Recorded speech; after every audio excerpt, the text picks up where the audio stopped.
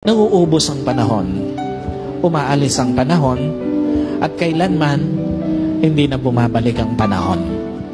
Yung panahon na meron ka ngayon,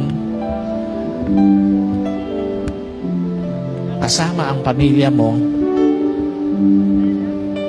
sulitin mo na.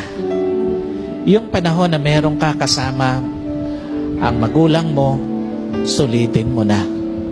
Yung panahon na meron ka kasama ang asawa mo, sulitin mo na.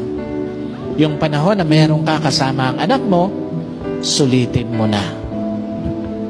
Again, pwede natin gamitin ang panahon, pero hindi mo siya pwedeng sayangin.